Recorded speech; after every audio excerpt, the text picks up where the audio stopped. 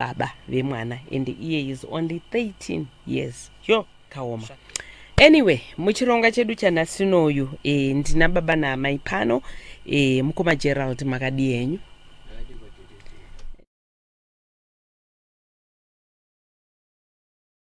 Tika amai Gerald murise. Aiwa tiri right. Ndikuziva soon after this interview it's going to be a very short one.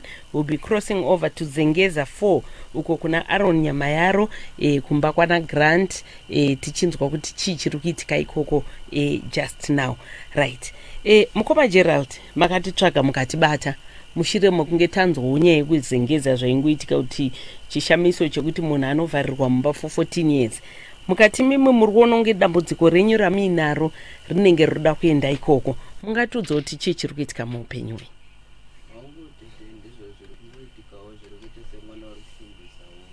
hwenyu? Zvokuti chi?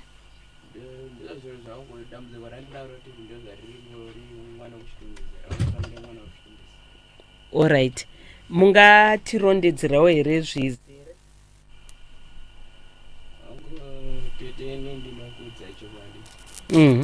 Ndichekuti kukura kwangu live yandaita ndaigara nababa namai kuita kusvika ndazororawo ndaichengeta mai nababa ndichitsvagawo kuti ndirarame kuzosvikawo mai angu kusvikawo zvishayawo ndozvandikuzogarawo nababa. Alright. Saka dambudziko ramasangana naro nderechii? Padambudziko randasangana naro nderekuti ndaine umwe wangu andaifambidzana naye. Kufambidzana kwandaita naye kusvika tatorana. Taurai. Saka kusvika watatorana kusvika tiri tese kudai. Nekuti pane dambudziko riri kuitika nderekuti tiri mumba tikutanga nzvadzi nehanzvadzi. Alright. Amai Gerald mungakonfirma here zviri kutaura nababa?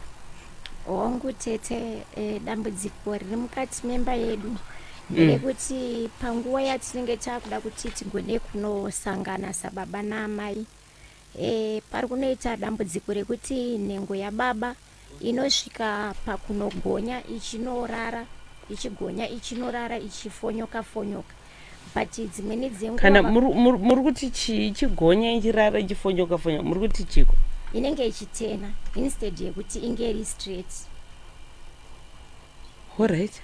Inotena kudai ichitarisa kuside kudzoka kudai so ichidzoka kudai so inenge ine mugani yekuti inenge ichiratidza kuti haina kunyatsokusimba pakuita straight kwayo. Then pamunoda kuti munosangana kudai ikakudhuma nhengo yako unonzwa kutsva kuita kunge wabatidzwa moto ipapo. Zvakagara zvakadaro here kana kuti zvinhu zvakazotanga kuitika? Tingangoti tete infact kubva patakatraya kunge tichida kuti tinge tinosangana ndo dambudziko rataingonosangana naro kubva pakutanga. Alright. Mune nguva yakareba zvakadi marora? Tine 5 months. Pa 5 months ipapa chete? Wangu tete. Alright. Saka pane kwamamboedza kuwana kutsvaga rubatsiro here baba? Wangu tete. Ndatendera mapostori ose. Okay. Saka kutendera kwandiri kuita pane kwandakaudziwawo nyaya dzacho dziri mumhuri medu. Saka mumhuri medu macho hatisi kunyatsokuwirirana. Okay. Hatisi kunyatsowirirana mumhuri medu. Mumwe ari kuita zvake uye ari kuitawo zvake. Alright. Pane imwewo nyaya zvekare yekuti pashaikawo amai venyu vari kumusha kwavari makatambura zvikurusa kuti munge muchikwanisa kuzosvika kunamo uku. Chii chaizvo chakaitika? Wangu kushaika mama akashaika. Kusvika taenda kumusha dambudziko kuri kuitika nenyaya kuti motikari yatati nayo yaingofa munzira. saka handizoziva hangu kufa kwayaita munzira kuti papa nechinyunyuto here kuti chii chaitika sevana wamwana umwe chete tarisingaziva kuti chii chiri chakaitika kuna mai chatatakawatadzira. Makatora nguva yakareba zvakadi kuti musvike kuna maiko? Takaita mazuva 3 tiri munzira. Muri munzira muchifamba here? Mota ichingofamba panzvimbo 1 here? Muchisangana nematambudziko here? Kana muchiti mazuva 3 kubva muHarare kuenda kuGokwe nai? Right. Chii 3 days kusvika kuGokwe? Mazuva pane musoro pekutanga tichienda nekuti motikari yaka kuleft yakaputitsa makitsi kishibva tsvagwa makitsi aya ndo nemabering yobva tagadzirisa mangwana bhadarara pasango ipapo pekutanga makuseni tamba tafamba futi tobva second rimwe racho vhiri barauraya makitsi nemabering kusvika tasvika musenda kwataifanira kuti tipinde. Saka imota yaita matambudziko, imota yanga ine problem. Samakazosvika pakusvika mai vavigwa? Takazosvika mai vavigwawo. Seniwe ini hangu ndakazongogumira hangu munzira wandifonera murodhi kuti tamirira iwe kuti usvike kuti mai wako uone pawakavigwa. Ndobva ndangotosa madzisekuru ishandai basawo pandenge ndasvikawo ipapo ndobva tozongotangira ipapo. Alright. Asi vana baba ndobva wakangozoenda mberi ndakazongosarira hangu murodhi ndakadzoka hangu. Alright. Okay.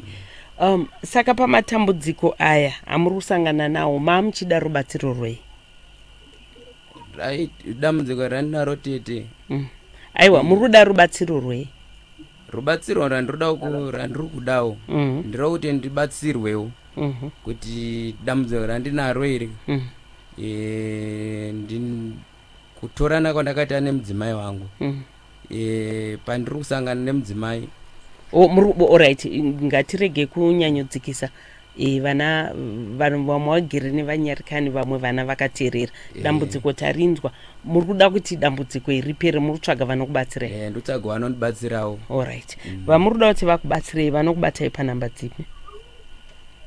0783 790 569. Taurisai kazva makutaura basi. 0783 790 569. Alright. 0783 790 569. Anditika. Alright. Okay. Amai shoko renyu rekupedzisira tisati takrosa kuenda kuzengeza uko kuna mukoma Aaron kumba kwana Grant hanzi pane zviri kuitika ikoko tinzwe kuti shoko renyu rekupedzisira amai.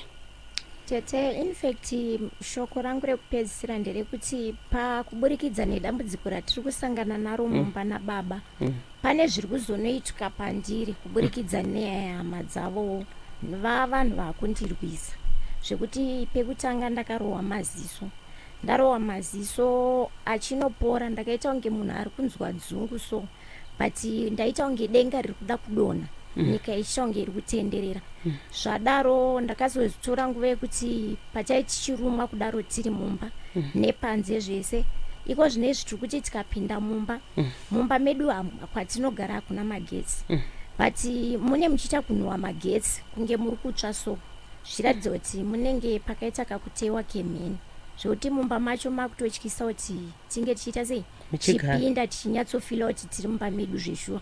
Saka kutokumbira rubatsiro kumhuri yeZimbabwe kuti dai vagona kutibatsira kuti tinge tichizogarawo mune zvakanaka nekuti dzimweni dzenguva ndotombosvika pakuda kusiya murume wangu nekuti zvandichisangana nazvo zvine zvichindiremerawo. Saka ndinozodzoreredzwa